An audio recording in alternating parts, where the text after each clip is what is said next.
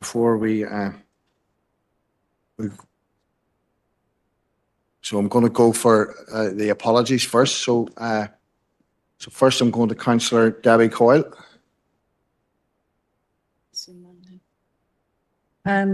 Thanks, Chair. Apologies for Councillor McColgan, Councillor Kelly, Catherine, Councillor Gallagher, Councillor McElduff, Councillor Podrigan Kelly, Councillor Anne-Marie Donnelly, Councillor Brown, and Glenn is going to join us a bit later. That's Okay. it. Thanks. Thank you. Thank you, Debbie. Next we go to Councillor Warrington. Thank you, Chair. Apologies for Councillor Robert Irvine. Thank you, Victor. Next we'll go to Councillor Paul Robinson. Thank you, Chair. Councillor Elliott and Councillor Thompson, and I think Mark's on, Councillor Buchanan's online. Yeah, he's just come on there. Thank you. Next we'll go to Councillor Gannon. Apologies for Councillor McPhillips. Thank you. Thank you. I don't have Stephen, and I have Eddie online. Eddie, bring you in on behalf of the Alliance Party. Councillor Roof. Thanks, Chair. Just an apology on behalf of Councillor Donnelly. Thank you. Thank you, Eddie. And we already have an apology registered for Councillor Deacon. Thank you. Before we move on, Councillor Buchanan, just to remind you, you have to let your camera run while you're taking part in the council meeting now under the new rules. Thank you, Mark. And he's indicated he's agreeing with that. So, before we move on to the agenda, I have one item that I want to raise. I'm leaving early, so I'm going out to the Young Masters World Championship Golf out at the Loch Erin Golf Resort to help present some of the prizes. So I was at the opening, and it seems to be a phenomenal event, so I'm going out to that.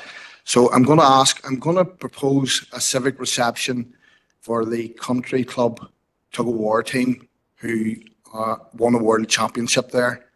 So I'm proposing that. So Councillor Crawford. Thank you, Chair, and I would have great delight in seconding that proposal. I think Thank it's a you, wonderful Roy. achievement. Thank you.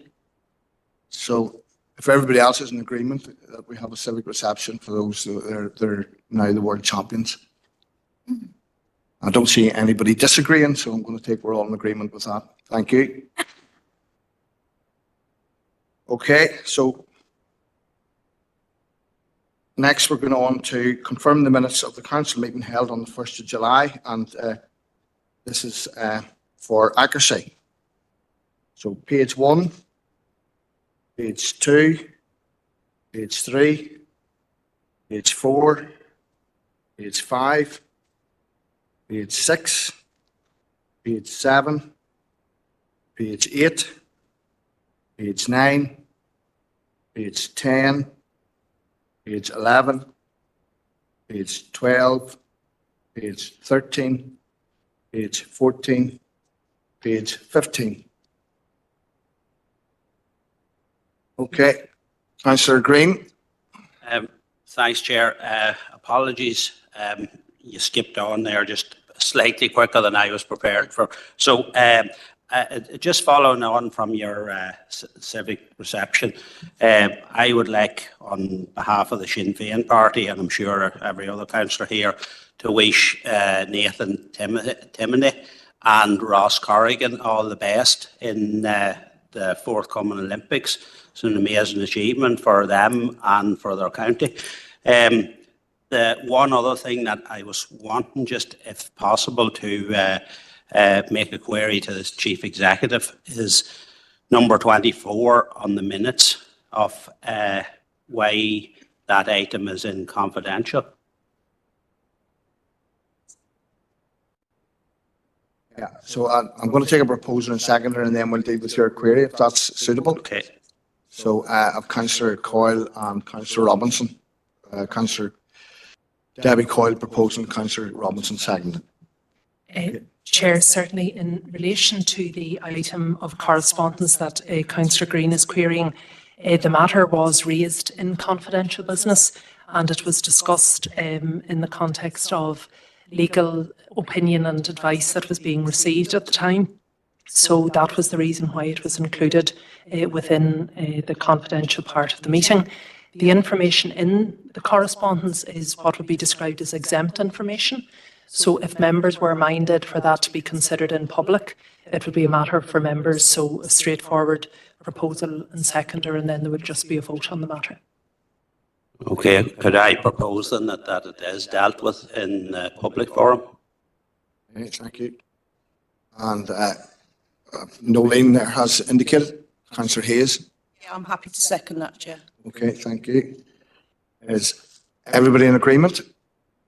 I'm not seeing anybody indicating that they're in disagreement, so I'm going to let the Chief Executive come in there again. No, well then, if that's the case, Chair, just accordingly, I'd maybe ask colleagues just in Democratic Services that we then upload that letter to the public section of the Council's website and that we would deal with it just as item 14.7 as part of other correspondence. Thank you. And again, Seamus, thank you very much for reminding me about our Olympians. I neglected to mention them. We have our two rowers, Ross and Nathan. We also have Claire Bowles, who's representing in the Rugby Sevens. And we also have Gavin Noble from the town, and he's the chef de mission. And I'm not sure if that's even close to what way it's pronounced, but he's basically the chief boss man for the Ireland Olympic team. So I hope all four of them have a successful Olympics. And thank you again, Seamus, for reminding me. Okay, so I'm going to go now to declarations of interest. And there's an item on cutting grass verges. If any councillors from Erin North are going to speak about Erin North, then I'm going to leave the chamber because my son-in-law is the contractor for that area. If none of them are minded to, then I'm happy enough to remain because he only cuts that wee bit of the area. But I'll see how we go with that there. And I know, Seamus, you have an AOB to bring in on that as well. So I'll bring you in at that stage. So first of all, going to Seamus for declarations of interest. No, I was coming in on that item. Sorry, no declaration. Okay, so I'm not seeing anybody else indicating in the chamber or online, so that's just myself. So now we're going into matters arising from the meeting on the 1st of July. So page 1, page 2, page 3. Page 3, Chief Executive is going to come in. Thanks, Chair. Just to draw members' attention to the correspondence from Northern Ireland Water. So this provides greater detail on the proposed interim solution for the Lough Macrory water treatment works. In summary, the reason for including this in a couple of phases is that the more substantive project will require land acquisition as well as planning approvals, and the details are set out then within the letter. So just really for noting, Chair. So as for noting, Anne-Marie, Councillor Fitzgerald. Yes, thanks, John. On behalf of Councillor Patrick and Kelly, she wanted just to note the correspondence and that on behalf of the council that we write to NI Water just of keeping Lough Macrory just on the top of this list, to further engage with landowners and to overcome any difficulties because it does serve the water and quite a huge population in our area. So as to be. Okay, thank you. I have a seconder. Councillor McNulty, thank you. So page 3, page 4, page 5. Page 5, bring in the Chief Executive. Sorry, Councillor Hayes, thank you. Sorry, Chair, page 4. Page 4, yeah. Just to double check, it's about the letter that we proposed to write to the Ministry of Health again. I'm just checking nothing's come in late, no? Chair, no responses. Now, I am mindful letters did issue over the holiday period as well, but no, we've no further responses that haven't been included. Okay. Well, I'd just like to say, to propose holiday period or not, this seems to be a running pattern with 2 consecutive health ministers now that put Fermanagh and Ormond District at the bottom of the pile when it comes to their priorities. We've been asking the Ministry of Health consistently, both of them, both to come and meet us. And for the status of the Women's Health Centre in Lisnaskea under the GP elective services, and obviously Lisnaskea Health Centre, and the list is sort of growing daily. And I'd like to propose that we write back to him and please give the issues of the councillors here the respect that they deserve, and at least respond and in time for next council's meeting, not half an hour before it starts like I did last time. So that's my proposal. Chair, thank you. Thank you. Next one, Councillor Stephen McCann. Thank you, Chair, and happy to second Councillor Hayes' proposal. Yesterday, Chair, was the Health and Social Care Subcommittee meeting, and I am aware that the Minister for Health was indeed in the area yesterday. I think he was out at the South West Acute Hospital, and I think that's an opportunity maybe missed by the Minister, who has received invitations to attend the Council, so he may have missed an opportunity to come and even speak to the Health Committee about issues pertinent to this area. Thank you, Chair. Thank you. Councillor Seamus Green. Yeah, it was just in relation to the Health Minister visiting Fermanagh yesterday, and I think it's something like 4 or 5 months from we first asked for a meeting with the Health Minister.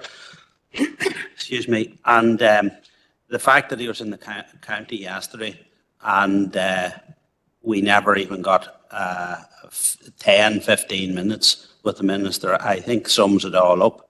At the end of the day, we are the elected reps.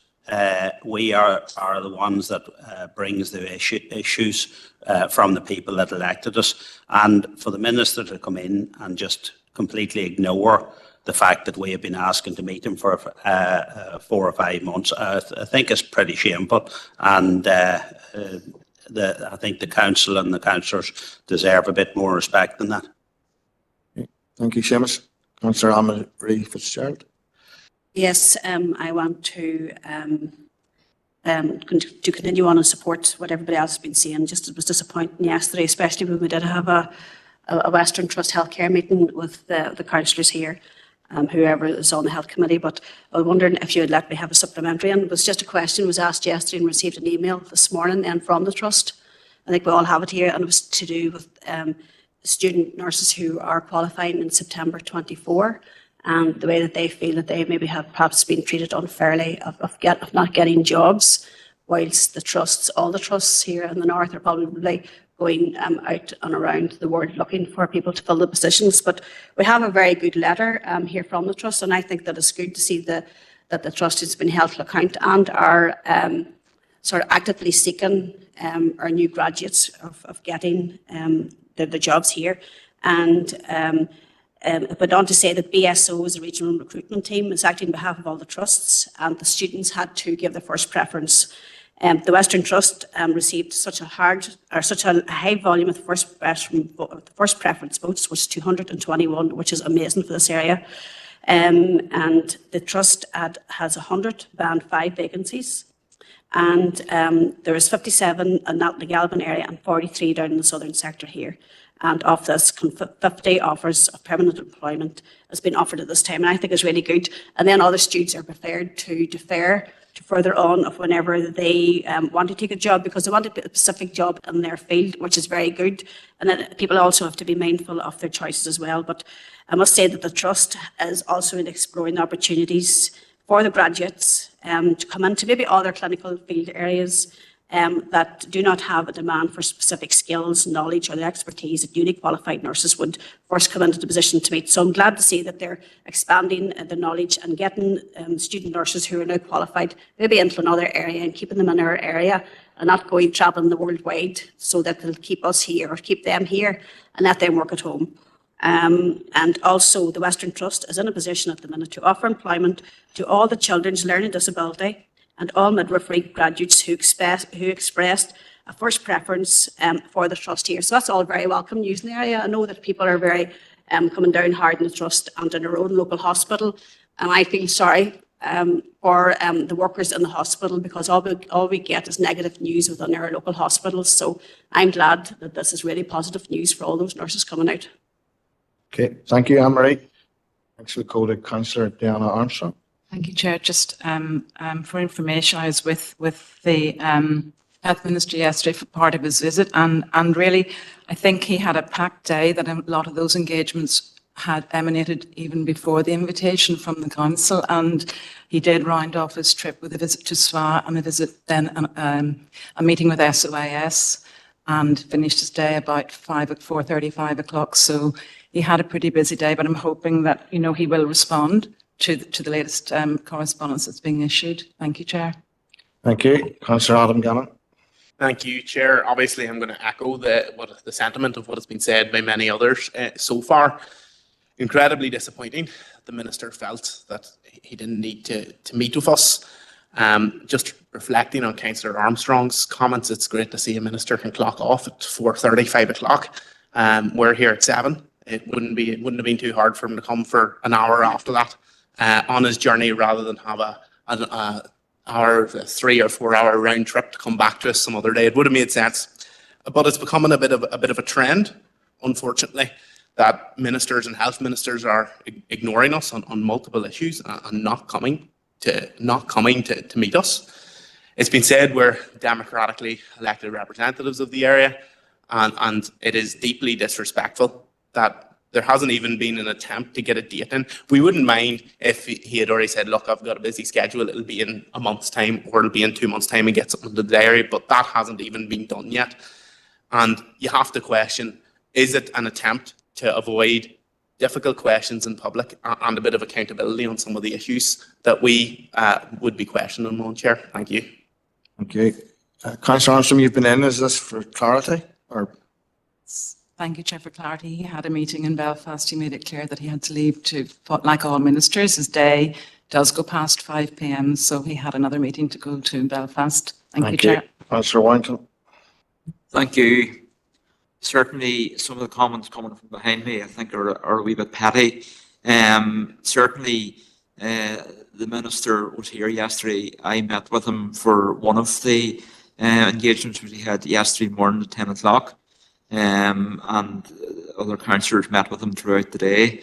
He certainly did have a busy schedule in Fermanagh yesterday, and my understanding was he was leaving at 5 o'clock to attend another meeting. I'm not defending the Minister.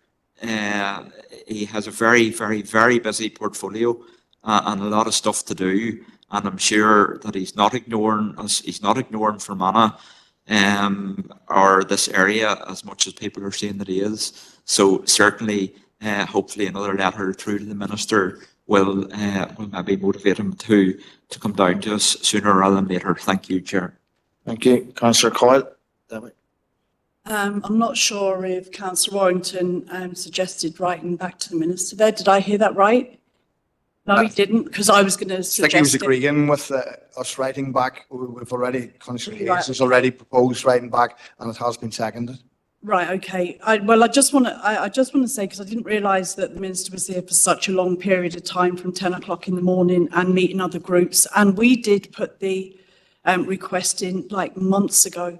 And, you know, it is very disrespectful not to even reply back and come here and meet community groups, absolutely, because that's really important. But to totally ignore the elected reps, and we've all been out canvassing in recent weeks, and the biggest issue that comes up on the door is our hospital and community care and things that we would need to be discussing with the Health Minister. And so it's not petty at all to raise these issues. It is actually quite annoying that he didn't even bother and saying, you know, I'll meet you in September. That would have been fine, but he's actually ignored us, and that's very rude and disrespectful. Okay, thank you. Councillor Eddie Roof online. Councillor Roof. Thanks, Chair. Yeah, really just to echo what's been said, I appreciate, yes, obviously the Health Minister has a busy portfolio, but he had 5 months to plan his trip down to Enniskillen, and he could have well built that around ticking off all the boxes in the area, all the meetings that were planned or should be planned by this stage. It's been 5 months. You know, at some point we should be getting some form of a response to get a meeting in place. This was the perfect opportunity. It's a real slap in the face to this council that we didn't get even so much as a response or acknowledgement that he was here, that we could have tried to arrange it. And the fact it was on the same day as the Health Committee, just it would have been perfect. You know, there was very little else needs to be planned around that. So yeah, I just think that's really, really, really disappointing on behalf of the council. But I would say it's welcome news about the nurses. That clarity was good to get. I was hoping for a positive report out of that after the meeting yesterday, and hopefully we can get more of those nurses allocated to roles as soon as possible. Thank you, Chair. Okay, thank you. So we have. Councillor Hayes, seconded by Councillor Wright. So we basically, Councillor Hayes has proposed we write back covering an answer to your previous questions and an update on when we're going to get the meeting, and that was seconded by Councillor McCann. We all in agreement? Okay, thank you. So next we go. I've got to page 5, and the Chief Executive is going to come in here. Chair, it's just briefly to advise members in relation to item 6.5, which is the Dalradian public inquiry. Further correspondence has been uploaded to the public inquiry's website. In essence, there is an issue between NIEA and the Water Appeals Commission, which is part of the PAC.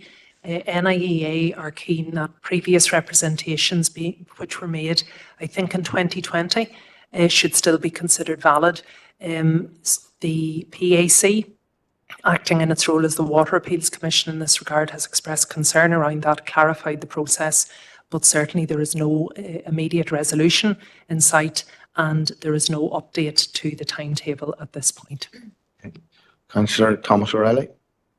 Chair, just at the top of page 5 there, bottom of page 4, top of page 5, the insurance costs and premiums and so forth that we were discussing the last time, and the spiraling cost of all of those. An issue that was brought up, and I'm looking for a little guidance here as to where this can be brought to. It was brought up at the FLT meeting yesterday that if you're coming into Dublin and you're hiring your car in Dublin as a hire car and driving around the south of Ireland, you pay one premium or one cost for it. And if you say that you're coming to the north of Ireland, it's an additional charge for crossing. And I think that that's just unfair. I think it's prohibiting people maybe from coming as tourism to our fine council district here, Chair.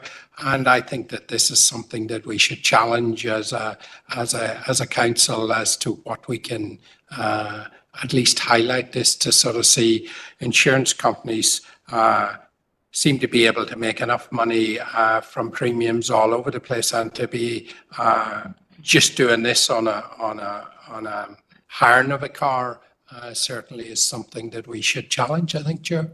So I'm just wondering who we should write down and proposing that we do. The Chief Executive will just come in here quickly. It's just a suggestion, Chair, maybe in the first instance. I'm just wondering if any of the tourism bodies, so Tourism NI, Walsh Ireland, Tourism Ireland and the Northern Ireland Tourism Alliance, may have made representations on this matter in the past, or if they've done any work around it, maybe just in the first instance to highlight it, to seek their views, and then maybe to ask them to advise as to where there might be appropriate further representations. It's just, I assume if we would go into the insurance companies again, they would note it's a matter of two jurisdictions, but maybe if we looked at the tourism bodies in the first instance, they might be able to advise. Chair, I'm happy enough with that. I think we just have continuously number of different things that are not making it any easier to travel the length and breadth of this island. And I think if we can tackle any one of them, that it, as they come up, it should be of a help to our tourism industry. Okay, thank you, Thomas. Next, Councillor Stephen McCann. Thank you, Chair, and I just want to support Councillor O'Reilly in them comments. I think the issue he's relating to is to do with Brexit, obviously, and the implications on the motor industry generally, your driving licence, etc. And of course, whenever somebody comes into Ireland, maybe via Dublin, looking to explore, they could be put off, and that's a very real evidence of it there by the extra bureaucracy of travelling north. The Centre for Cross-Border Studies based in Armagh, I think, is a good organisation to maybe contact. I just had a quick look there. I think the They say on their website that their work is framed by the commitment to cross-border cooperation. And they go on to say that we have a specific and unique role in contributing to the increased social, economic and territorial cohesion of the island of Ireland. So maybe if you contact them and ask them even more broadly to see if they could do any piece of work or have they done any work in relation to the implications of Brexit on the wider theme of tourism. Okay, thank you, Stephen. Next go to Councillor Diana Armstrong. Mr. Chair, I would agree with the previous speakers. You know, obviously we want to do our best to increase cross-border tourism, but I'd be interested also to know, but conversely, from Northern Ireland travelling to the south, if a study could be done on the costs on insurance that way for car hire. I was recently this week hiring a car in England for a week, and the price of car hire is totally astronomical. £800 for, I think, 3 days was what one of the lowest quoted to me, and it makes you just see the importance of a good public transport system as well. So obviously that's something that in the long term we want to aim towards. Thank you, Chair. Thank you. Councillor Coyle. Thanks, Chair. Yeah, Diane just said, I did just want to make the point, it does work the other way around as well, through family experience, I know, so it goes both ways, but the cars are tracked as well. So as soon as they go over one way or the other, you know, they're in for a hefty fine as well as extra costs. So, you know, if they hire a car from Belfast, it does work the same way as well. And it's just terrible. You know, if somebody wanted to tour around Leitrim and Fermanagh, then they've got extra bill. You know, it's just really awful. So if we could look into that, please. Okay, thank you. Councillor Thomas, are you happy to include the organisation that Stephen? Yeah. Thank you. So are we all in agreement? Thank you. Yeah. Can I have somebody to propose and second the update, the PAC, Councillor John Feely and look at Councillor Bernard McGrath. So page 6. Thank you, Chair. Just halfway down page 6, we've a letter from the Department of Foreign Affairs, and this is in relation to the previous representations the Council made regarding the potential for passport applications to get stuck in customs processes. So the DFA response is that they're satisfied, there is no impediment, and referring then to the success of the postage application scheme and also referencing the customer service hubs. Okay. Councillor Stephen McCann. Chair, happy to propose a note to that letter.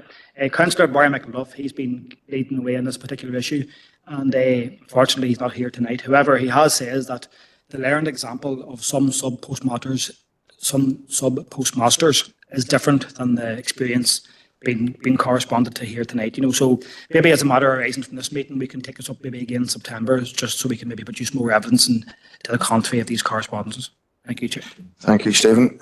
Seconder for that. Councillor John Feely again. Thank you. Page 7. Chair, just on page 7, item 610, we have received a response from the Agriculture Minister, and this is in relation to the Council's previous request to meet with the Minister to discuss a variety of agricultural policies. The proposed arrangements, Chair, would be Thursday the 29th of August from 4 to 4:30 in Loughry College in Cookstown. So in the first instance, it's to check if members are content to proceed with those arrangements, and if so, if we could nominate a delegation, please. Councillor Seamus Green. Thanks, Chair.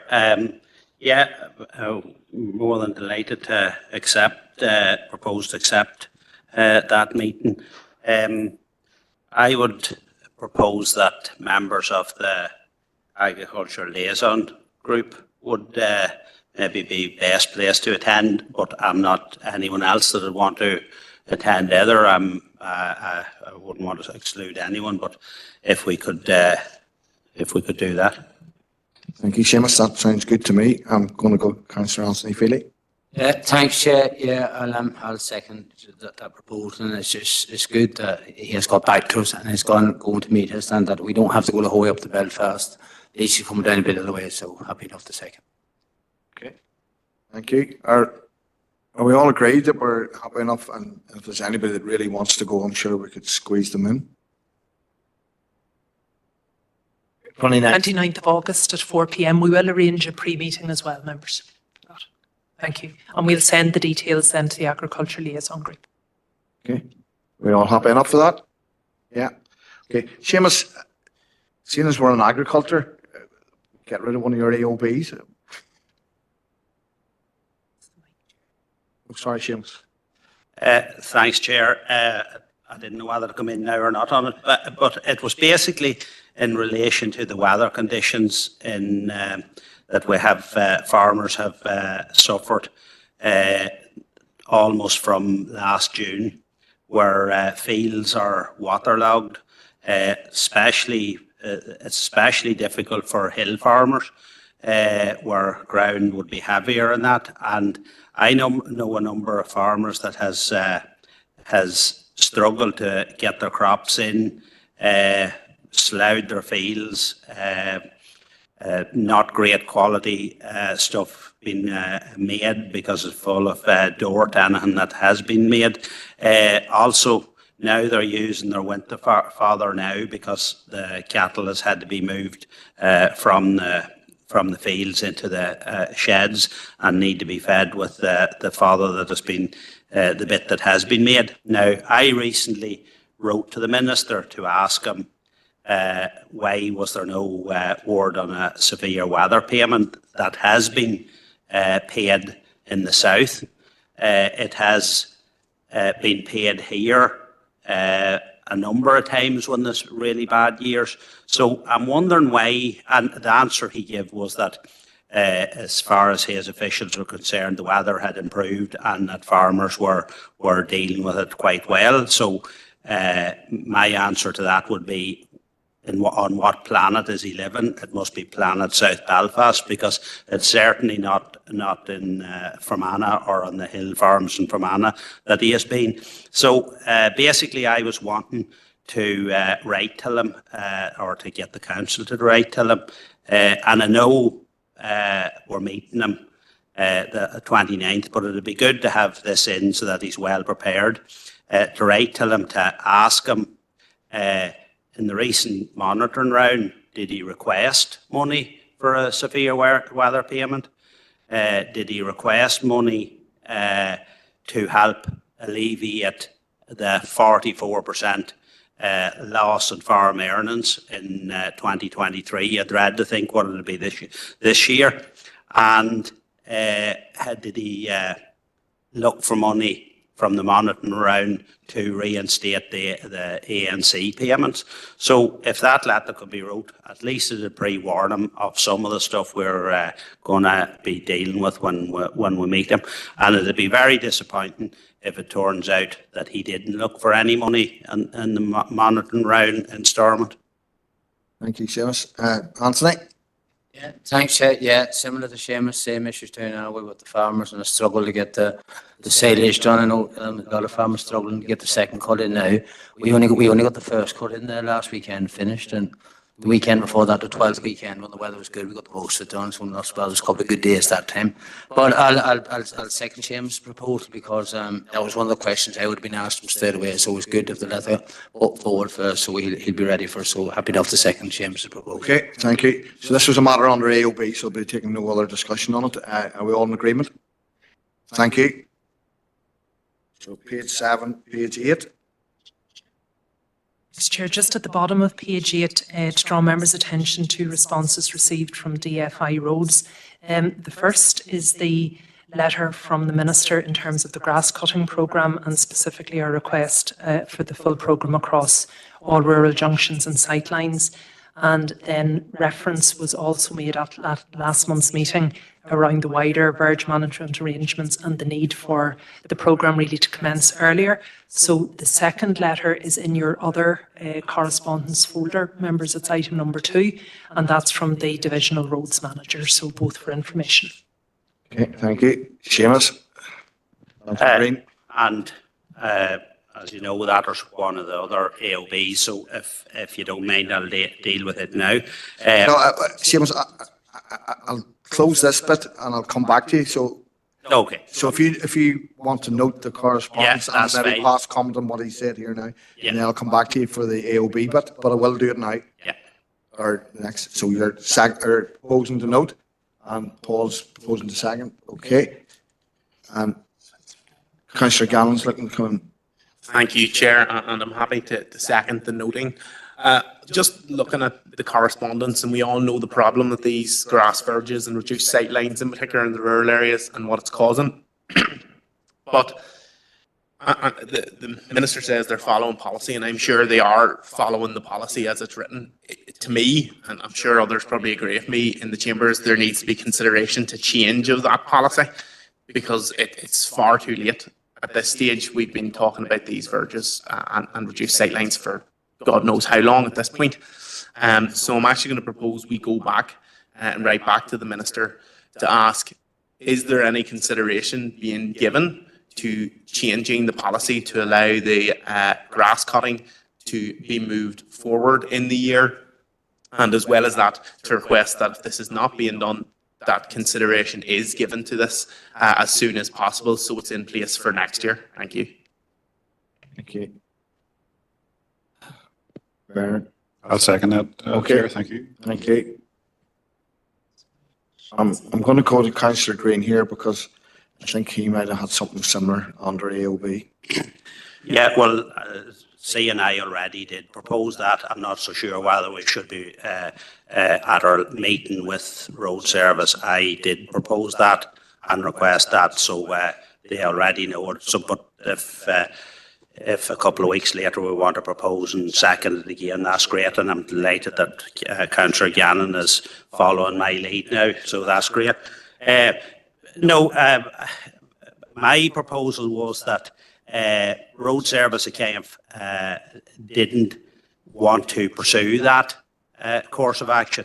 In the Ayrn East area, there has been no grass cutting yet, and in vast parts of the rural areas, there's been none. I had sent an email asking for an update on it. They said that it should be all finished by the holidays.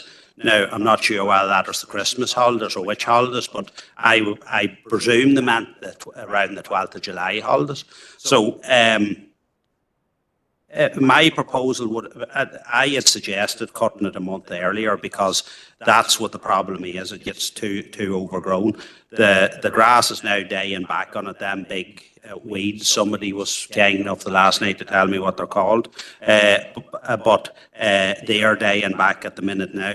But they need to be cut a month earlier. So my proposal would be, if they're not going to do it as a general rule, that they would actually have a pilot case, and I would propose that the Ayrn East would be the point for them to do that type of a test case, just to see whether they were all right or whether I was right when I suggested, and then Councillor Gannon was right when he suggested the same thing. So that would be my proposal.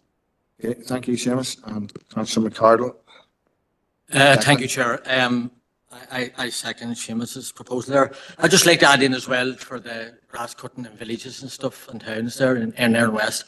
I've been on the DFA several times, lost count how many times here now, for a bit of grass cutting in the villages. And it looks desperate, even for a tourist attraction. Going through a village is bad looking. Like when the council were doing the grass cutting, it was done sufficiently and quick, and have to be commended by that for that. But now when it's gone to the DFA, it's a total disgrace, and it looks absurd. So I'd like maybe the villages as well to be added to that, as well as the verges, because the way it's going now, it's going to be next year that they'll be cutting, and unless the locals get out and start tidying up the villages themselves, it's a total disgrace. It's not acceptable. Thank you, Chair. Okay, thank you. Mark Ovens. This is sort of overlapped, although this was an AOB, it's sort of, so Councillor Mark Ovens. Okay, thank you, Chair, and it's on the same issue. I mean, there's just two brief comments, really. Firstly, I mean, like everyone else in here, you only have to drive around the back roads of Fermanagh to see what the state some of the back roads are, and not even some of the back roads, some of the busier urban areas. But Chair, I suppose or using this forum, I'd like to just pay tribute to the landowners and to the farmers out there who are taking it upon themselves to go out, put a mower on the back of a tractor and doing this. And there's people, I drive past people and I see people out the sides of the roads with strimmers. I mean, it's good for them, it's good for the county, but ideally, ultimately, it's not really, it shouldn't really be falling to the local farmers or the local householders. It should be ultimately one of the core statutory functions, or even if it's not statutory, I would consider it a basic function of the road service.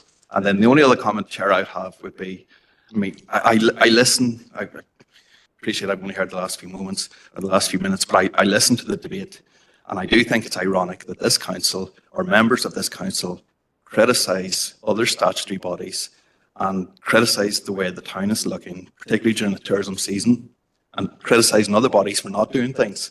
Whenever I made a proposal only a month ago on the issue of the urban roundabouts, and this council, this same council and same councillors involved shot that same proposal down. So there's no point criticising things, criticising other people for not doing things, whenever councillors within this body themselves vote not to do things. Thank you, Mark. So we've heard the proposal from Councillor Gannon, seconded by Councillor McGrath, to write back asking the Minister to review the decision to not consider the changes. And then you've also heard the proposal from Councillor Green and seconded by Councillor McCardle to make a pilot project in Erin East. And I can totally see where you're coming from there, Seamus.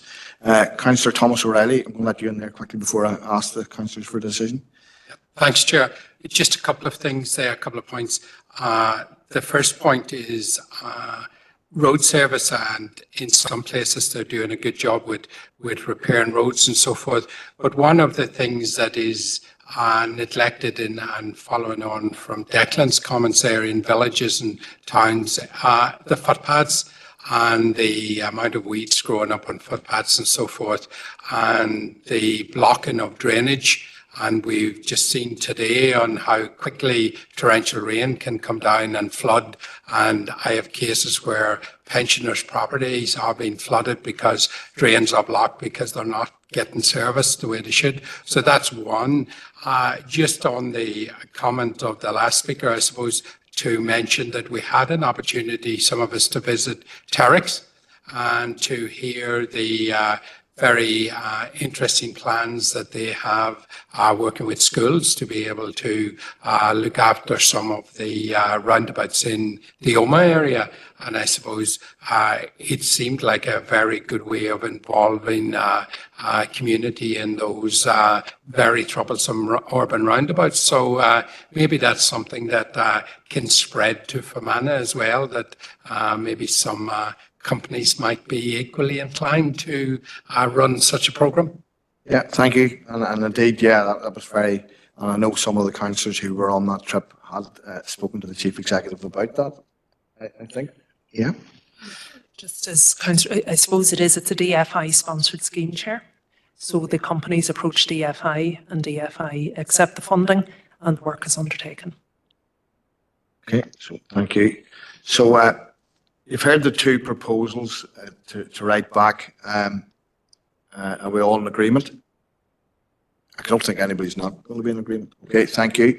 I've one further item of AOB, which is to do with roads, and I'm going to let Councillor Rainey come in at this stage. Councillor Rainey, Alan, you have a roads issue? Sorry, I'll turn you on, Alan. I haven't given you a sign yet.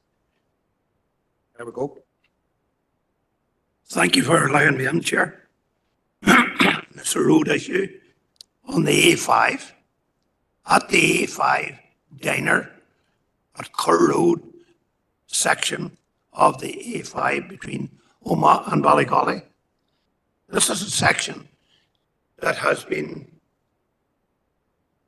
in disrepair for at least 2 years or more. And I have, even in the council, brought this to their attention. And it's quite so bad now that the HGVs pull out to avoid it, and the oncoming traffic who have a right turn lane in there, and it's very scary, very scary at high speed, and the HGVs, and if they go through the affected area, the grit and the screening from that there is flying across the forecourt and into the film station property. It's totally out of control altogether, and I don't know whether it'll be a miracle if something is not done about it. Please give it the most urgent attention. Okay, And thank you for allowing me that. Okay, thank you. I'm looking a second for that. Councillor Campbell, I thought you'd be in there straight away. So, and we're all in agreement for that letter to DFI about that section of road, which we're all aware of the dangers of that road. Okay, nobody in disagreement. Thank you. So, page 9. Page 10. Page 10, Councillor O'Reilly. Bottom of page 10 there, 12.2, tourism initiatives. Chairman, if you give me a little bit of latitude there, I had the opportunity to visit the full council meeting of Monaghan and of Cavan in the last couple of weeks, and Glenn and Barry was with me at the Cavan meeting. And I took the opportunity to pop into the tourism office, Cavan tourism office, which is next door to the council offices, and chatting to Emma there. And one of the things, Chair, that coming off that conversation I'd like to propose is that we would have a joint meeting with the tourism office in Cavan, Monaghan and Fermanagh, so that we could meet, get to know, because there's very little interaction between all three, and there's great potential there in this whole area. And we already undertake a number of tourism projects between the various councils, and I think there's more to be had there. So I would be proposing, Chair, that we would take the opportunity in September to pull that meeting together and to host it here in Fermanagh. Cavan is very happy to be part of that, and I need to speak to Monaghan to see about that. That's one, Chair. And the other one then is that we have an opportunity of a new museum opening in Monaghan. I forget the date, but it's in September. And it's just one, to be able to be represented at that opening as a council here and members there, and I think there's a willingness for us to be part of that. And it's something that I have pursued before to try and further enhance the offering from the three museums of Cavan, Monaghan and Fermanagh in maybe rotation of exhibitions or whatever else, that we could maybe do some work there to be able to further that, Chair, on the back of that opening. And having spoken to the two chief executives of both Cavan and Monaghan while we were at those full council meetings, they are very keen to explore ways in which we can, as three local councils, can further develop the working partnership that we have to see what can be derived of a benefit there. And you may remember, Chair, back some years ago, and I can't remember what it was, which year it was, 15 was it, or even before that, that we had the opportunity to bring the full council of Cavan to Fermanagh, and we went up to Cavan. And I think that there is some value to be had in trying to reignite some of that and to do the same with Cavan and Monaghan to sort of see what can come out of being able to work in a closer partnership, Chair. So proposing those actions that we maybe follow up and see through the Chief Executive if there is an opportunity to schedule in some time to be able to do that. Okay, thank you, Thomas. Councillor Anthony Feely. Thank you, Chair. Yeah, agree with everything Thomas says there, and I second his proposal there. Okay, thank you. We're all in agreement? Yeah, nobody contrary. Thank you. So page 11. page 12, page 13, page 13, Councillor Coyle. Thanks, Chair. It's just on 16.5, and I was just wondering about this. There's been quite a few issues recently with travellers parking up and you know, issues coming from that. And I just wondered, I know there's traveller support groups and such, and I'm just wondering where we stand on providing an area for a site where travellers can actually park up in our council area, whether that's being looked at. I'm guessing the housing executive would be the main people that would need to provide that, but we need to work together on that. And I'm wondering if there's any way of getting an update on if it's being looked at and where it's, where it is at this moment in time, because, it is needed for the travellers and for everybody. They've got a right to a site and to live the way that they want to live. And I'm just wondering, where that is. The meetings have been going on, year after year after year, but we never seem to get an update on what's happened, actually being provided for them. Okay. Thank you, David. I'm going to bring in Councillor Tommy Maguire. Yeah, I am aware of some of the issues that Councillor Coyle has indicated, and as myself and Councillor Irvine are representatives on the partnership group for travellers issues. The issues of travellers accommodation has been raised at the highest level, but with very little action on the ground. And we had the UN report a few years ago, and I'm aware the council has a full policy document on our dealing with travellers issues. But the issue, as Councillor Coyle has indicated, is immediate. It's real. It's annoying the people in the area, in our north more particularly at the moment. But the frustration then of dealing with the housing executive, and indeed I believe the PSNI is involved at all levels. It's a very difficult, thorny issue.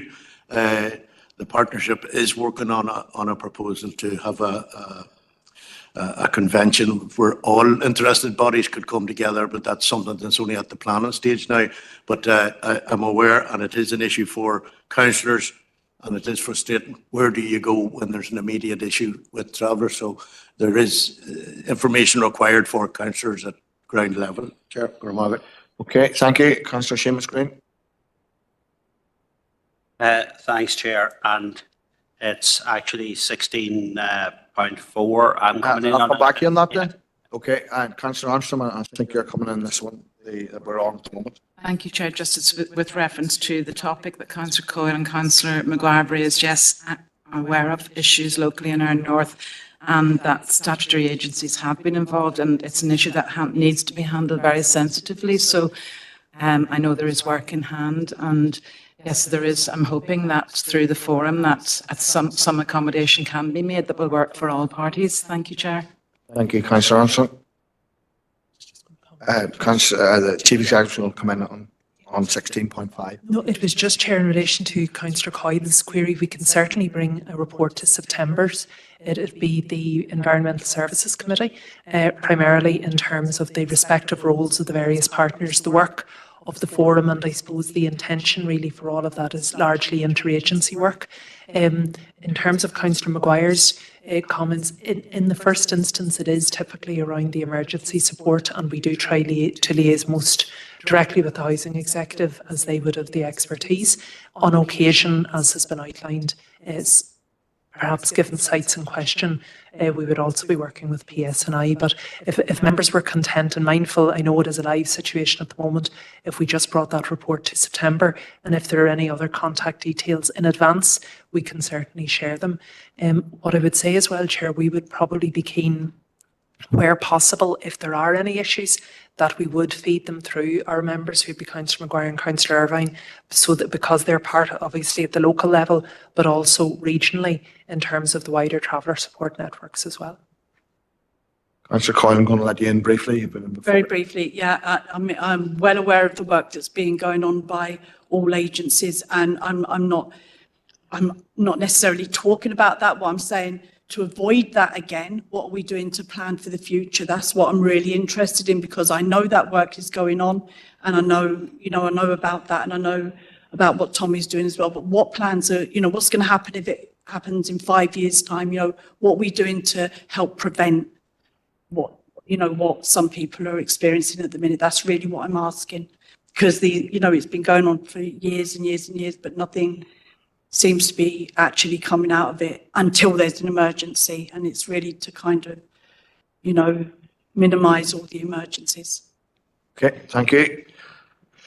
So I don't think we need to put it. We're going to have a report coming back to ES in September. Okay, thank you. So 16.4, I'm going back to Councillor Green. Thanks, Chair. It's just in relation to the, and again, I'm asking for a bit of latitude here in relation to the Southern Bypass.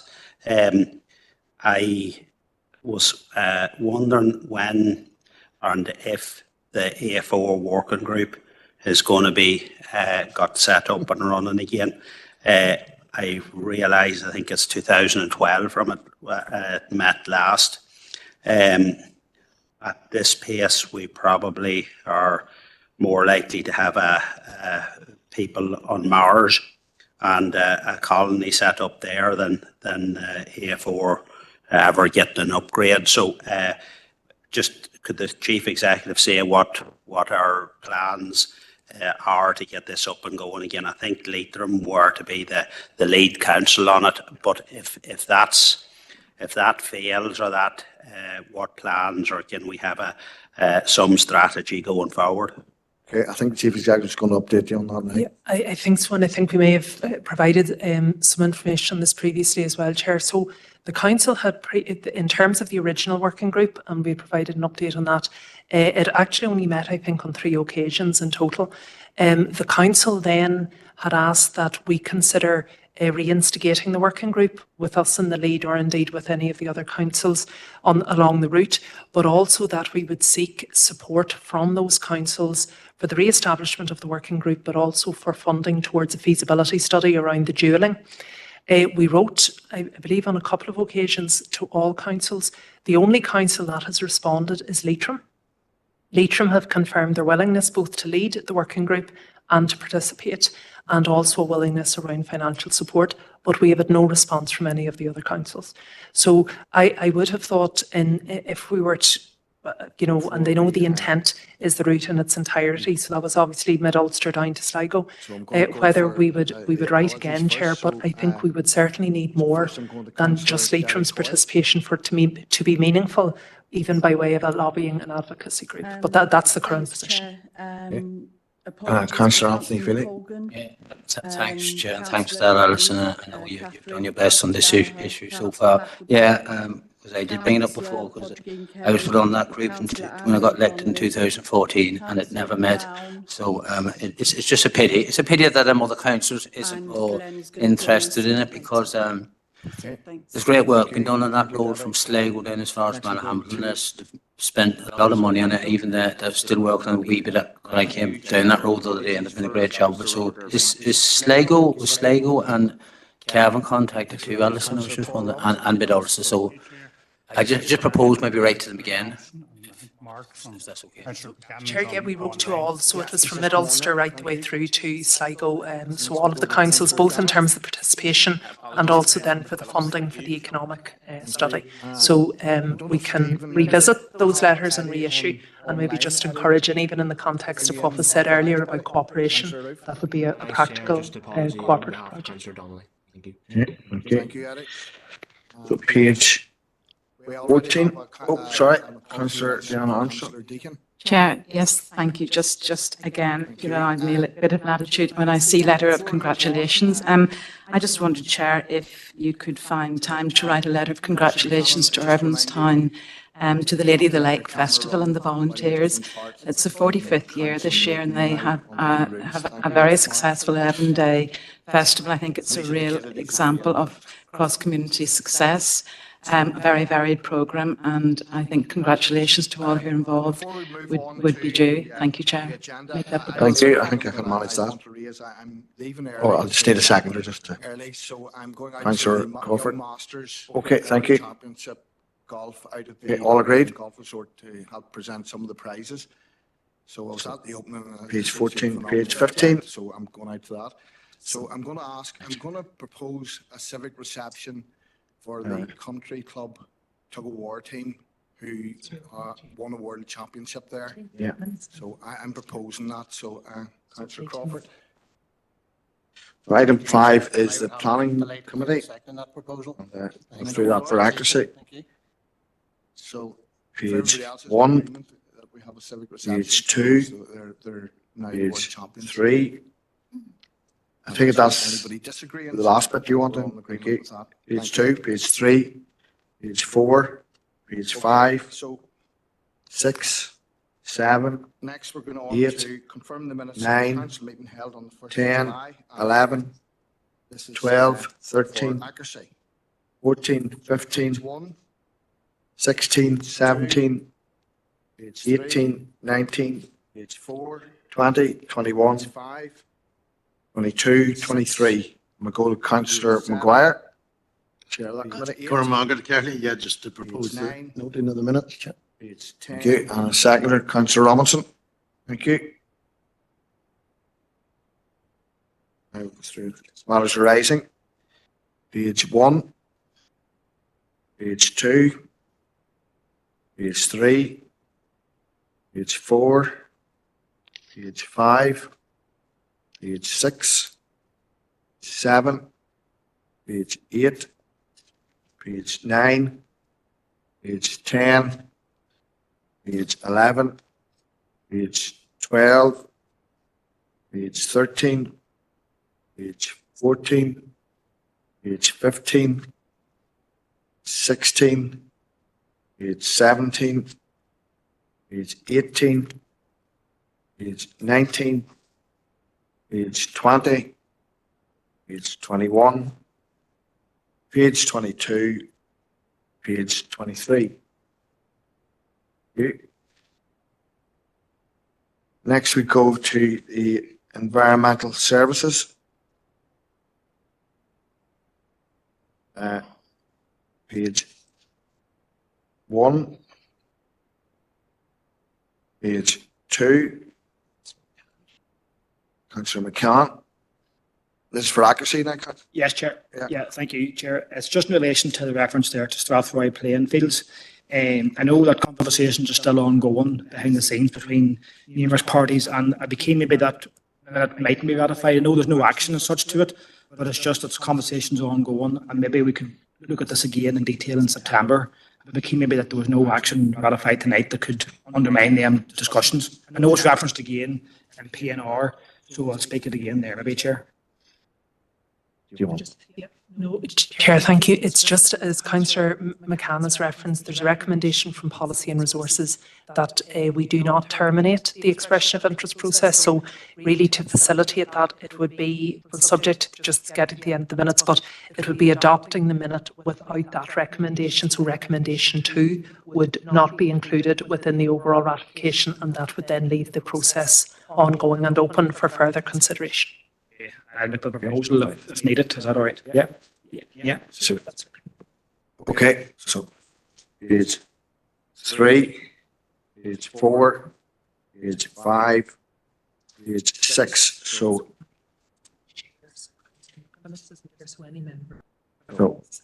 anybody who was at that meeting in the absence of Councillor McPhillips, anybody who was at that meeting who can propose the adoption of the minutes excluding part 2 of page 2. So Councillor Robinson proposing, Councillor McGrath second. Lovely, thank you. So matters arising, page 1, page 2, page 3, page 4, page 5, page 6. Okay. Right. Regeneration and Community Committee, Tuesday the 2nd of July. And page accuracy, page 1, page 2, page 3, page 4, page 5, page 6, page 7. And again, Councillor Donnelly's not here tonight, so I'm looking at anybody who was at that meeting. Councillor Rainey. Sorry, you were in France, Alan. Councillor Warrington. And I'm looking at the seconder. Councillor Gannon.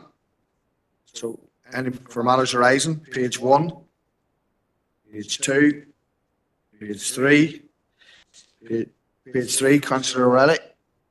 Just on 6.1 there, I think tourism development initiatives there, and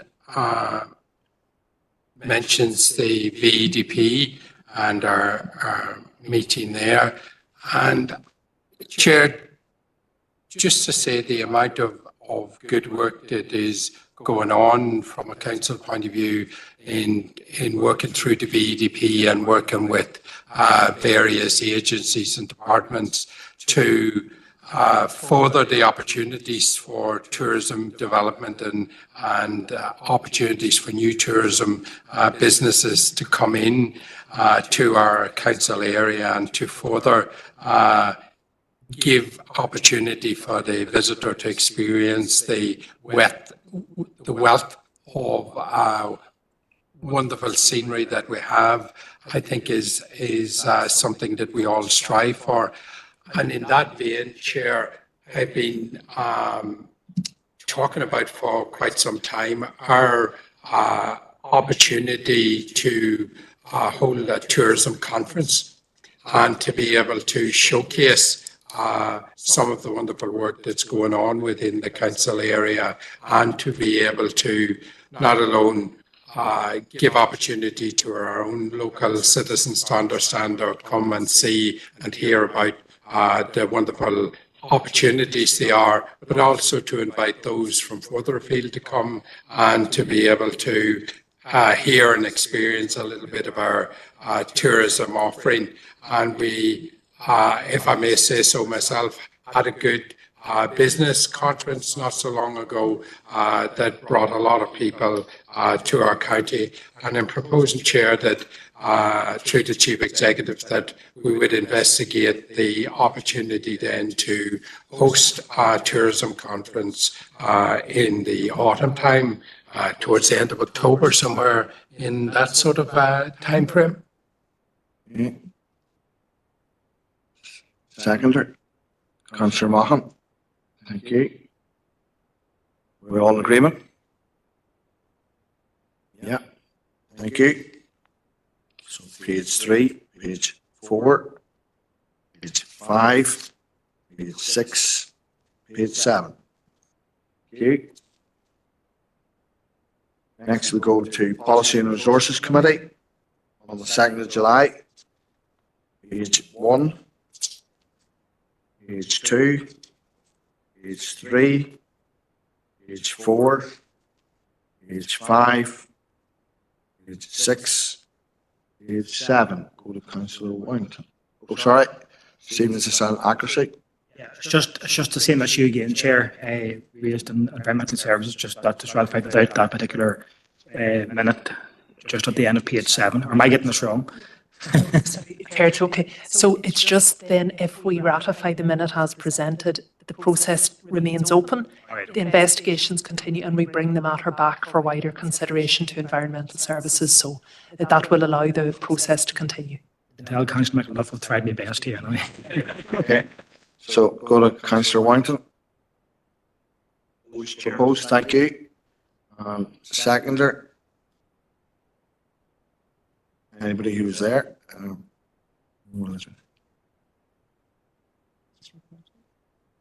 Colette there? Second the minutes of the meeting there. Let's just see your name here. Sorry. Yeah? Flash down. Thank you. See, Wally the minute. Okay. So now we're at, oh, sorry, matters arising. Sorry.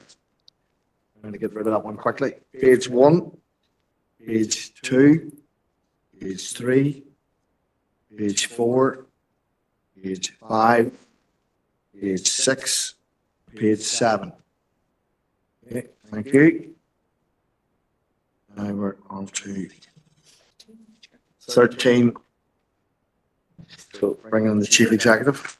Thank you, Chair. Chair, members may recall that the Council has sponsored a table at the Strathroy Community Association's 50th anniversary gala ball, which will be held on the 31st of August in the Silver Birch Hotel in Omagh. As part of that sponsorship, we have 10 tickets. I know, Chair, that you're available to attend.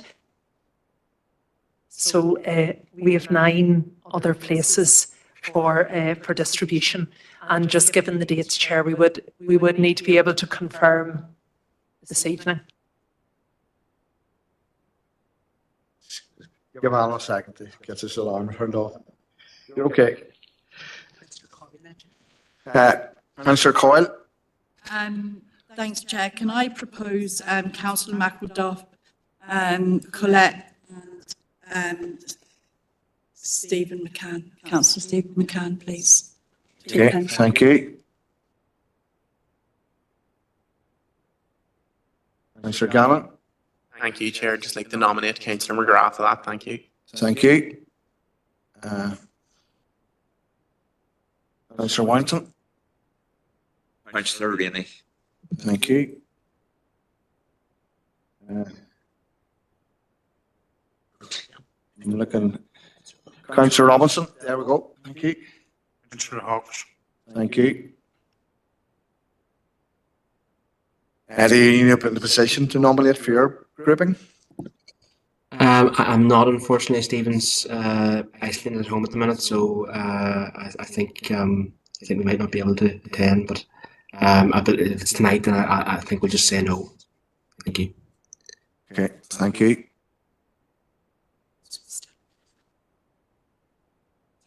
We still have 3. We have another three places. Do we just want to leave them open to liaise with groups and see if anybody else is interested in going? The community group are quite keen that we are represented, so I would like, if anybody's not able to attend, that they would seek somebody either from within their own grouping or come back to officers to ensure that we fill the table of 10. Thank you, Debbie. Come in there. Can I just provisionally book Councillor Catherine Kelly? She's away on holiday at the minute and she may be able to go. So if I, put her name down and I'll double check when she comes home. Yeah. Again, as soon as you're aware, if you come back to officers, that we can ensure that all the places are taken, because the community group are keen that we are representative. And I think it would be very disrespectful if we couldn't fill the table. Chair, maybe just a suggestion that members would like to consider, we could look at the Omagh Town DEA members. There would be some additional members not included in the list so far, which could also, Councillor Kelly would be one obviously, but there would also be Councillor Deehan, for example, Councillor McColgan and Councillor Thompson as well, so that might all present some options. So we should get another. Okay. Well, we'll do our best then to work with groups to maximise the allocation then, Chair. Thank you. Okay, thank you, Chief Executive. 14. So correspondence. So the first piece of correspondence is to do with a parking bay, the Snag Road, Everstown, and that's at St Paul's School. Councillor John Feely. I'm happy enough to note that, but I'd also like to mention that the road service took a bit of a beating and kicking here today, but I'd like to commend them because they're working very quickly on that because it's time constrained and stuff, so give them credit when credit's due. Okay, thank you, John. And Councillor Armstrong.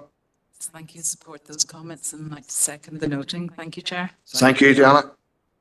Next we go to, the next one is correspondence around Women's Aid from Anna and Omagh Women's Aid, and it's from the Department of Justice. Councillor Coyle. Sorry, Debbie. That's okay. Thank you, Chair. And both letters are disappointing, especially from the Department of Education. I met with Fermanagh Women's Aid, the new manager there. And whilst everything in the letters is correct regarding the funding that they did receive, the organisations mentioned, as important as they are, an expert in their own areas, but not one of the 368 women that were helped in Fermanagh Women's Aid last year were referred from any of those stated organisations. 20% of referrals come from the PSNI. And they do a lot of work where there's no funding. They have a remote evidence centre. They sit on the domestic homicide referrals, the MARAC referrals, 3 days a month times 2 workers, and there's no funding given towards that. The 23,000 Operation Encompass referrals were made across the north. I'm not sure of the figure for our council area, but was made across the north by the PSNI to schools, and a lot of those children don't meet the threshold of the social services, so the support that they get from Fermanagh and Omagh Women's Aid is just really vital. 20 children at the minute every single week receiving direct support from Fermanagh Women's Aid, and it's the same in Omagh. In regards to domestic violence and abuse that they're experiencing at home and seeing at home. There's no provision in secondary schools at all now. The domestic violence is across departmental responsibility, and I've got loads of notes here to say, but I'm just going to not take up too much time and just propose that we could meet with Fermanagh and Omagh Women's Aid, and especially as Fermanagh Women's Aid as a new manager in these last few weeks, Kerry Flood, who would love to come and meet the councillors and give a presentation, and maybe from that we get back in contact with the departments. They're mainly funded through the Department for Communities, who are looking to cut, you know, in areas such as supporting people and stuff, and you know, it's just not good enough. There's too many people suffering every day, and their Helping Hands programme that actually came from Fermanagh many years ago, they're not getting any support for that or healthy relationships, and that would help with bullying in school as well as going on into more personal, intimate relationships. So it's really important work that they do. So I'm proposing that we invite them and give us a presentation on an update on where they are and what they do, and then take it from there regarding the departments. Okay, thank you. Councillor Armstrong. Sorry, my fingers. Thank you, Chair. Happy to second that proposal. Thanks, Debbie. And the note of the correspondence reference the 2 letters. Okay, thank you. You've all heard the proposal to invite Fermanagh and Omagh Women's Aid in to give us a presentation. All in agreement? Yeah. Okay, thank you. Next, we go to correspondence from the Department of Economy, and that's reference Ireland's Hidden Heartlands. Looking for somebody to note that. Mr. John Feely. Or sorry, Anthony, there in front of you. Thanks, Chair. Yeah, and I welcome this letter from Conor Murphy. Very positive letter there, and I like to see, good to see this discussion taking place with Culture Ireland and Tourism NA and Tourism Ireland there.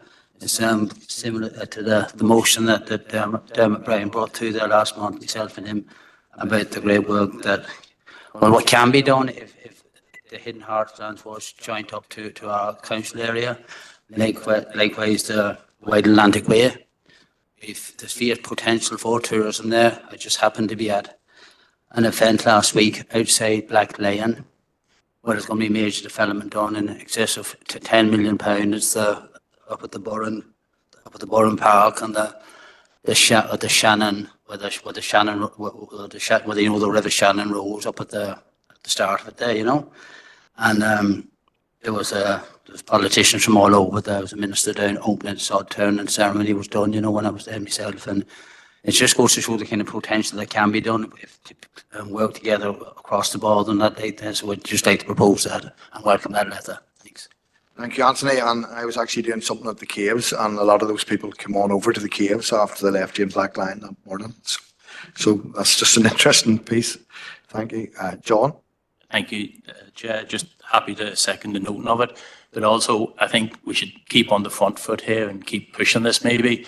And maybe this be an opportunity to again, contact both ministers, North and South, and all the heads of the different tourism bodies, offering again for Manly Clans to be a kind of trail on this if it is going to go cross-border, you know. And I think really keep pushing it, mention all the things that's going on, both Gavin, Fermanagh, and just, I think, instead of just letting it sit at this, I think maybe for Chair to wait and contact all those bodies and ministers. Are you happy to second that, Anthony? Yeah, so there's both happy to know. Everybody happy with that proposal? Thank you. Next correspondence is from the Department of Infrastructure, and that's around a meeting to discuss the ongoing situation with St. Lucia. And Chief Executive's coming in. Okay, so Chair, we've been liaising with the Minister's Diary Secretary and a couple of date options for members. The first available date is Wednesday, the 11th of September at 2:30 p.m. from 2:30 to 3:15 in Belfast. Now, that coincides with the next meeting of the Health Subcommittee, which is at 3 p.m. Though I appreciate we could have different representation at both meetings. The next available date after the 11th of September, Chair, would be Wednesday, the 2nd of October, and that would be at 11:30 a.m. also in Belfast. So I'm aware that both Councillor McElduff and Councillor Thompson were keen to get that pushed through quickly, but they're not here tonight, so I'm looking for somebody else in the chamber. Councillor Coyle. I know that Councillor McElduff definitely wants to go to it, but I'd have to double check now because I'm not sure if I was aware of the second date or not. We know it ties in with the Health Committee, which Councillor McCann wanted to go, but he sits on the Health Committee, so I wasn't sure if there was a second date. Do we want to go for the 2nd of October then, which is the second date? It doesn't coincide, there's nothing. Barry's not here now. Yeah, you come in. The Democratic Services are letting me know that it seems to be clear in everybody's diary for the 2nd of October. So, Stephen, Councillor McCann. Oh, sorry, Councillor Robinson first. Thank you, Chair. Councillor Thompson can't go on the 11th, but he'll go on the 2nd. Okay, thank you. And I'm going to bring Councillor Stephen McCann here.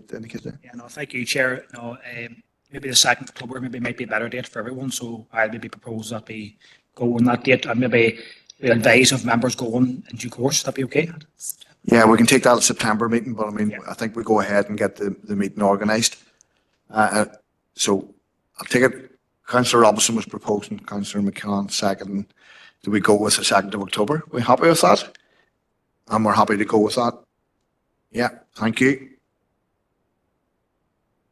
So the next one is an update on the Strudel Shared Education Campus, which is seems to be pushing forward, which is good news. So again, we're looking at this proposal to note Councillor McGrath and somebody to second. Councillor Armstrong. And so the next one's the RTPI conference. Some of us went to that last year. Councillor Coyle. Can I propose Councillor O'Reilly to attend that, please? Well, myself and Councillor Rainey and Councillor Evan went last year. Councillor Warrington. It's mainly would apply this to planning committee members. So if Councillor O'Reilly is, I'll go, Victor. Councillor Warrington. Is the conference, is there a cost Sorry, Chair, it's in the Europa Hotel on the 3rd of September, the 4th of September. The cost is £90 and then travel costs will be additional. When do we need confirmation? Needed this evening, Chair, because the dates, just to get the places in, the closing date for registration is in a week's time.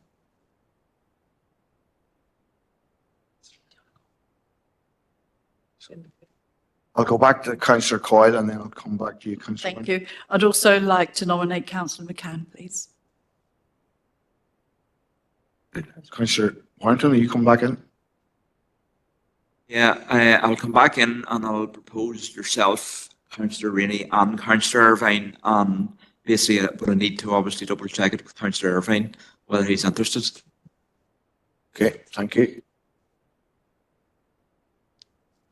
There's a very small window in this, so if anybody else is going to come back, if you can come back. Oh, sorry, it is. It's a need to know now basis. So, okay, thank you. So we're happy to go with that. Thank you. So we're into the other correspondence folder now, and this one may it's just Councillor Mahan, I think. It's a letter from John O'Dowd, DFA, and this is to do with road safety issues in the vicinity of schools. Councillor Mahan. Thank you, Chair, and it's great to see the letter back from the Minister on this. I suppose we're going to have to wait now on the review to see what comes out of it. Hopefully we've made him aware of it, and hopefully it'll be included in the review. I think it's really simple and straightforward. We should be allowed to have signs outside nursery schools or private ones in that case. So happy to note the correspondence, Chair. Thank you. Councillor John Feely. Thank you. Happy to second correspondence. Do we know much about this review? It's not open for kind of submissions, I think, is it? Chair, we don't have very much information. I get the impression it's just a departmental-led review. It has been referenced now in a couple of letters, but I'm not aware of the terms of reference for that being published. Is there any chance we could write a letter to them, given our views, that we think it should be open for any nursery to think, and also maybe that all primary schools, instead of there being a bidding process, maybe that all primary schools, as of right, should be able to have a 20-mile-an-hour speed limit outside the area, because I get it, and I'm sure all other councillors get it, about, at drop-off times at schools that really are busy, bad visibility for children and stuff, and really, if there was a 20-mile speed limit at all primary schools, I think it'd be very wise. So maybe we could send a letter off saying our views would like to be fed into the review, if possible. Okay. You happy to second that, Councillor Green? Yeah, I was just going to second that, but if it has already been seconded, that's great. Okay, thank you, Seamus. So we're happy to go with that, a letter saying we think it would be suitable that all schools have, all primary schools have a 20-mile-an-hour speed limit. Yeah, thank you. So the verge management was already been dealt with. So the next one is, I'm going to go back to the Chief Executive. This is the RAISE programme, and she will update us on this. Okay, so Chair, the detail is in the letter, but this is a new programme, very significant in terms of funding that the Department of Education have secured via the Shared Island Fund. For our purposes, the area, the locality within which the scheme will operate is Enniskillen, and the Deputy Secretary has asked for an opportunity to meet with members to be able to brief you on the subject, and I suppose on the scope of the programme, which will run over 2 years. So at Annex A, there's a series of dates available. Mindful just of the commitments and recess period over August, we've looked at the dates for September, Chair. So just to advise members, in your schedules for us, the Monday, Thursday the 5th, Thursday the 12th, and 16th are all available. It's really just to get a view as to whether your preference would be in person or online, and if there was a preference for a date, we could get it confirmed. As you'd have seen, there's relatively limited availability, so I'd be keen that we would get this confirmed this evening, please.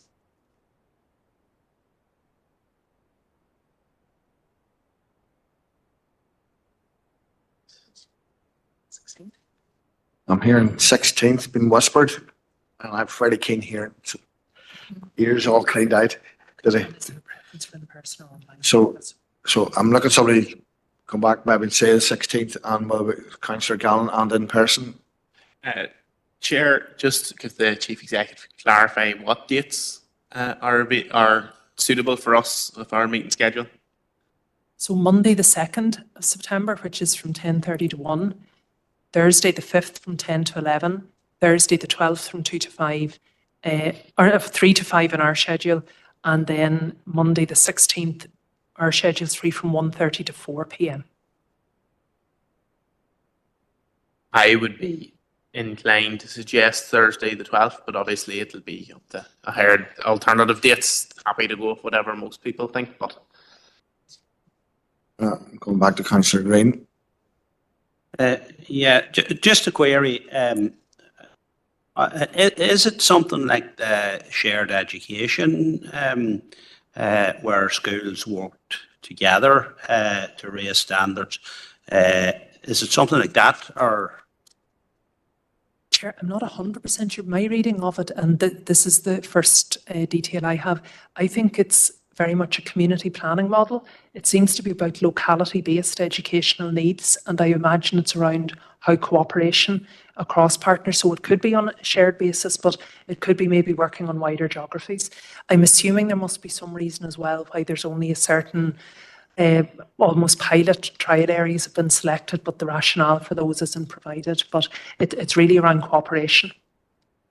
Okay, yeah, that sounds similar to the shared education. I know that has been in Bruper for a long number of years, and I know there was a large cutback in funding, and it just seems to be strange that it's just in one place it's been rolled out now. But anyway, sure, I suppose time will tell how it works. Okay, you happy enough to go with the 12th then, Seamus? That's the first date, yeah. And Councillor Roof online. Yeah, 12th I think would be okay. Yeah, whichever suits everybody else. And personally, I think in person may be better, but it's easy to go either way. Okay, thank you. So we're all happy enough we're going on the 12th in person and at a time within that window? Well, our slot would be 3 p.m. works in our schedule then, Chair, and that would allow for 3 to 5. So we'll aim for in-person, we'll also make hybrid or virtual attendance available for members. Councillor Gannon, quickly. just I assume they're coming to us and we're not going to them. That's okay, Chair. Thank you. Okay. Okay, next piece of correspondence is, yeah, right, sorry. I'm finish off the correspondence and then please left. Maybe the second letter as well. Okay, right, so we have a letter here. It's actually addressed to the last chair, but it's from Kieran McKenna thanking us for congratulating him, and I see Victor light flash in there. Well, obviously, I certainly will have to come in and oppose the noting of this letter as one of the very few Ipswich Town supporters in Fermanagh. Thank you, Chair. Okay. Councillor Anthony Philly. Yeah, I'll second it and then wish Ipswich the best of luck in the Premiership this year. Thank you, Anthony. Right, I'm going to abandon ship and hand over into the capable hands of my vice chair, Elaine. So I'll see you all. Have a nice summer and see. I'm away to the golf, so thank you. I think we'll just do a complete swap. Yeah. Colette, Stephen.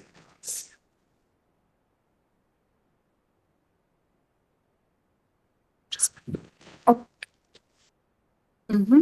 Just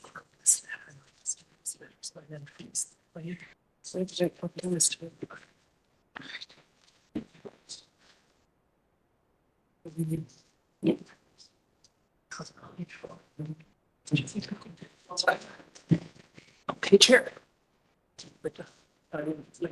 We just swap over and then we're good to go.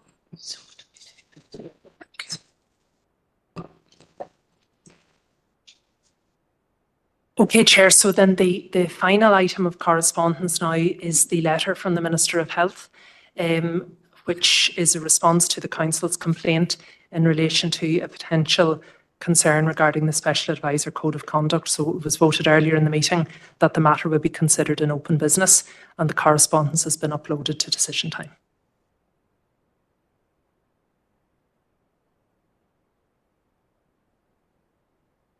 Councillor Green. Thanks, Chair. I suppose the letter back from the Minister is probably one of the most coded letters that I have read. It doesn't seem to say anything, but it still seems to say something. What it says, I'm still struggling to find out. But maybe the Chief Executive will be able to enlighten me on that. But just a couple of questions. In the letter that was sent, which committee is it that Councillor Ovens is on that relates to the appointing authority?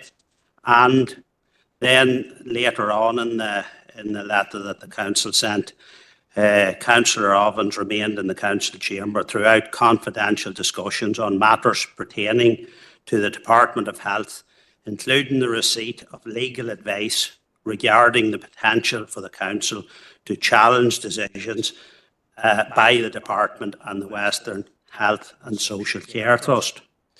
To me, that was outrageous that a special advisor or SPAD would do that.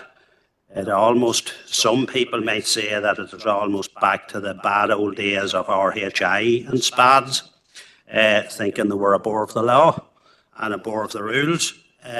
So could the Chief Executive maybe just answer which committee that is and what her opinion on that letter that came back from the Minister, what it actually implies, if indeed it implies anything, and this code that they keep talking about,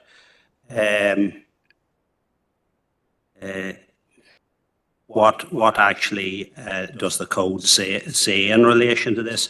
And look, I suppose the best way to solve this would be the special advisor himself to say whether he was disciplined for breaching code of conduct rules or not. I suppose that would be the easy thing, but I presume he's not going to do it.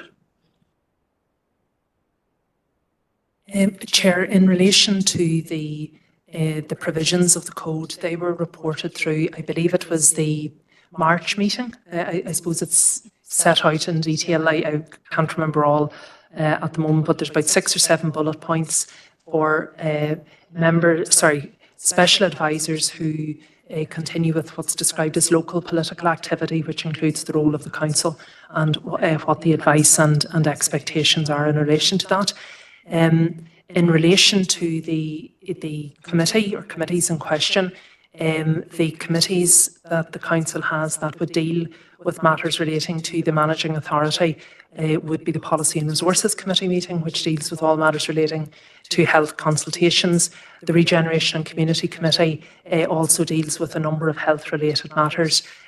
However, Councillor Ovens only serves on Policy and Resources Committee. I'm not really sure, Chair, that it's either particularly relevant or appropriate for me to comment on the Minister's letter. I suppose the Minister has responded to the Council's complaint. I did, on receipt of the letter, contact the private office to confirm that if this closed the matter from the Minister's perspective, and I was advised that the understanding of the officials was this concluded the matter from the Minister's perspective.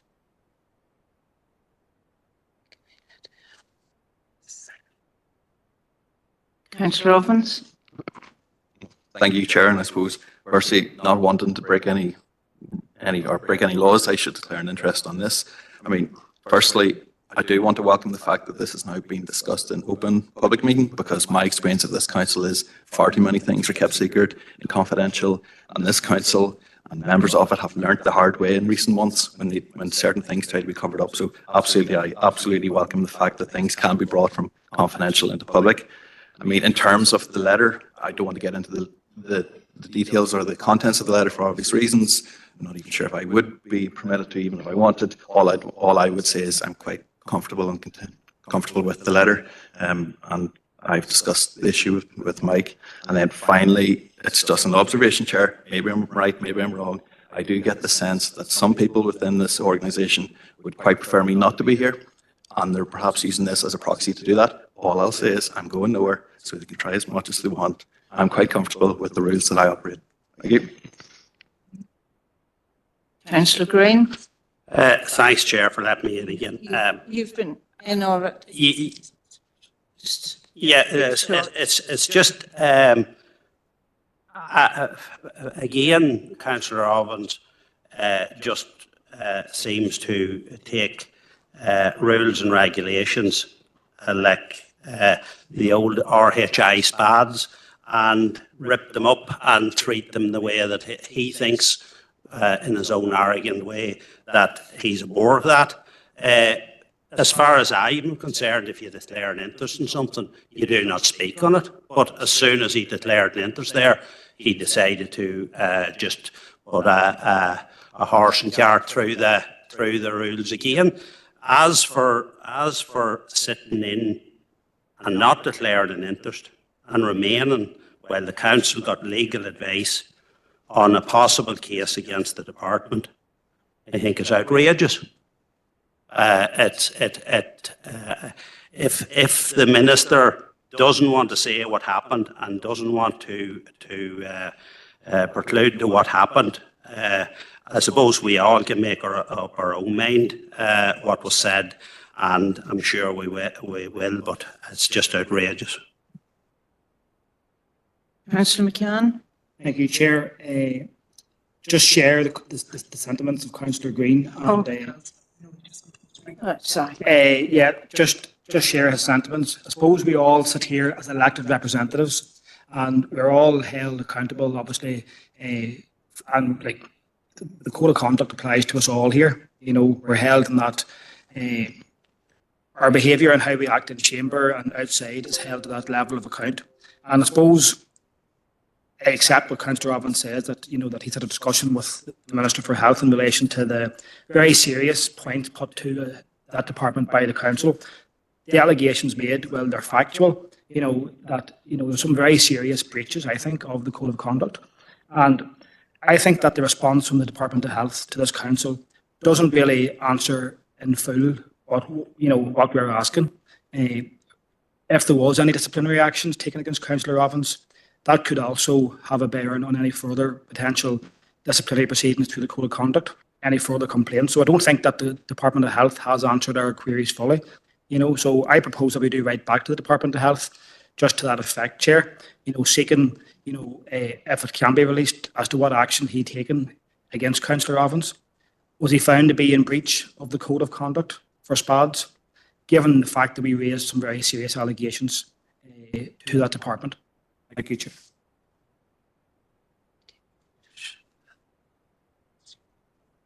Councillor Warrington. Thank you, Chair. Well, it's quite obvious there's a personal vendetta from some individuals across the chamber from me on Councillor Ovens. Councillor Ovens is elected by the good people of Aaron West to serve them as a councillor, and something that he has been doing.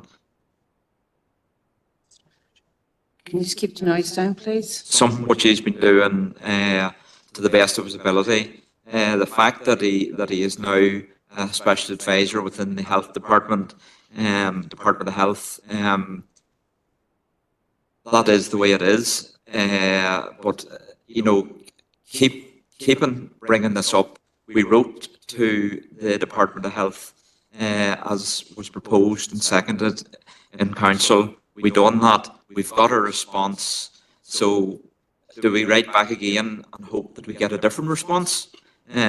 Because it's like a lot of letters that we write from this council. We write about the same thing, but we keep getting back the same response. So I just think there's a personal vendetta here from some individuals, and if we keep going on, it's just going to linger and stay where it is. So thank you, Chair.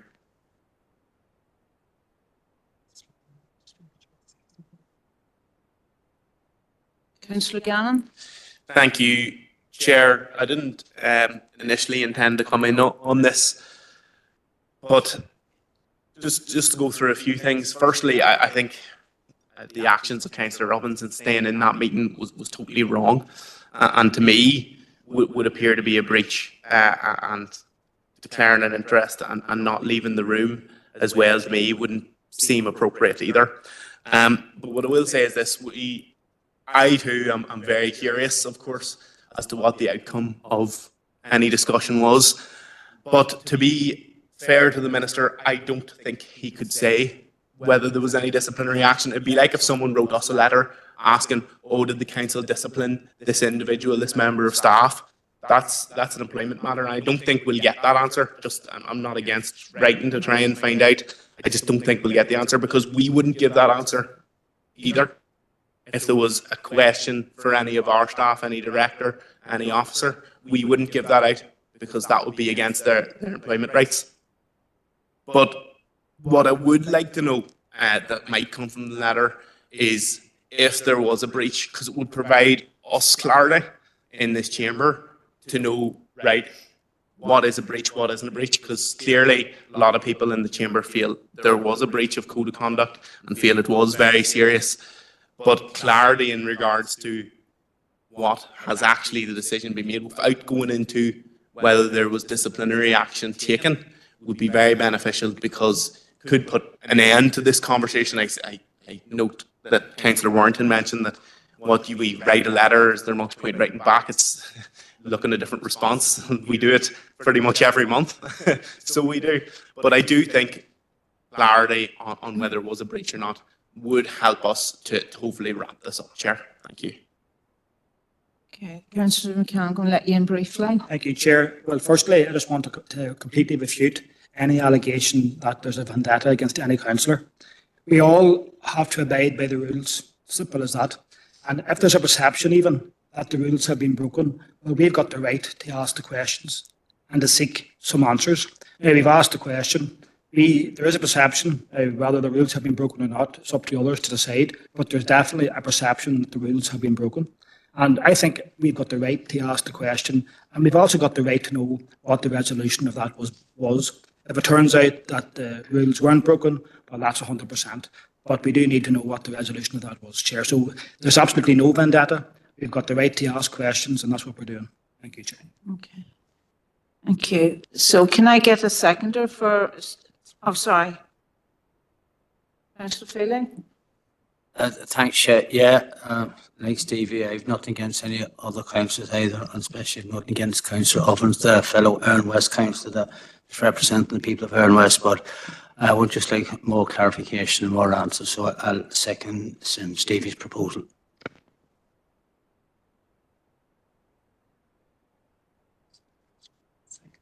So, writing a letter back is proposed by Councillor McCann and seconded by Councillor Feely. All in agreement? No? Yes. Okay, so we're going to have to go to a vote on that one, okay?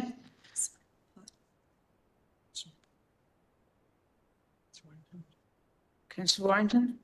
I think it's going to be a waste of time going to a vote. I think It's ready to go to a vote. going to a vote, okay.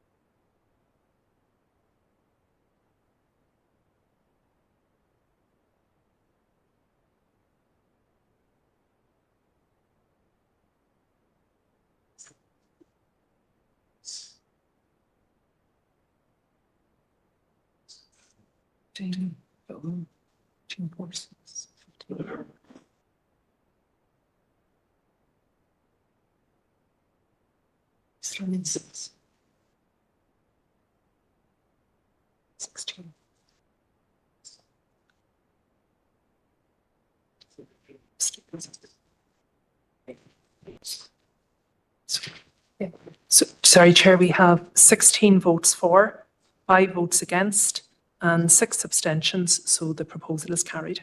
Okay, thank you. Okay.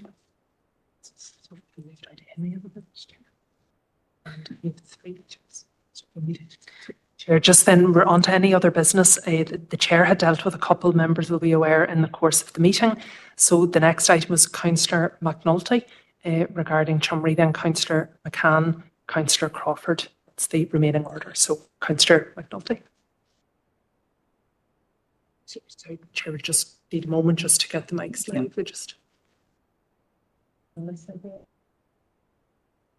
So, yes.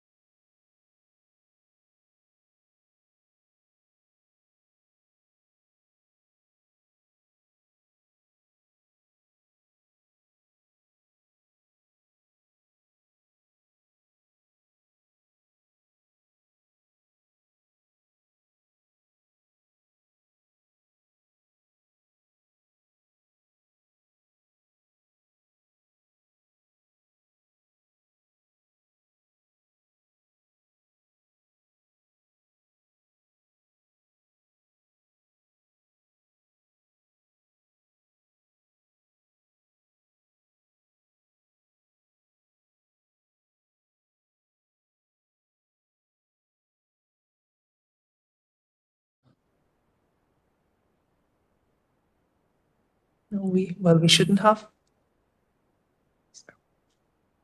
Sorry, Dan, you maybe clarify or.